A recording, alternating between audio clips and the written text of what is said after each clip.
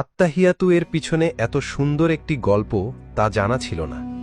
আমার বিশ্বাস সবার ভালো লাগবে এবং পড়ার মনোযোগও বাড়বে ইনশাল্লাহ। আত্তাহিয়াতু আসলে অনেক গুরুত্বপূর্ণ একটি দোয়া। এই দোয়াটার পিছনের গল্পটা জানার পর সত্যি আমার হৃদয়টা অনেক কোমল হয়ে গেছে।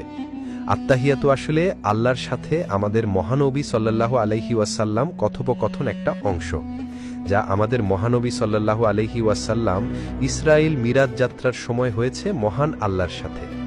মহানবী সাল্লাল্লাহু আলাইহি ওয়াসাল্লাম যখন আল্লাহর সাথে কথোপকথন শুরু করে তখন আল্লাহকে আসসালামু আলাইকুম বলেননি, তাহলে কি বলেছিল? কারণ আমরা মহান আল্লাহকে বলতে পারবো না আল্লাহ আপনার উপর শান্তি নাজিল হোক, কারণ আল্লাহ নিজেই একমাত্র পৃথিবীর সকল শান্তির এবং রহমতের উৎপত্তিস্থল। মহানবী সাল্লাল্লাহু আলাইহি ওয়াসাল্লাম আল্লাহকে উদ্দেশ্য করে বলেছিলেন, আত্তাহিয়াতু লিল্লাহি ওয়াসসালাওয়াতু ওয়াত-তাইয়্যিবাতু, অর্থ যাবতীয় সম্মান, যাবতীয় উপাসনা ও যাবতীয় পবিত্র বিষয় আল্লাহর জন্য। উত্তরে মহান আল্লাহ বলেন, আসসালামু আলাইকা আইয়ুহান নাবিয়্যু ওয়া রাহমাতুল্লাহি ওয়া বারাকাতুহু, অর্থ হে নবী, আপনার উপরে শান্তি বর্ষিত হোক এবং আল্লাহর অনুগ্রহ ও সমৃদ্ধিসমূহ নাজিল হোক।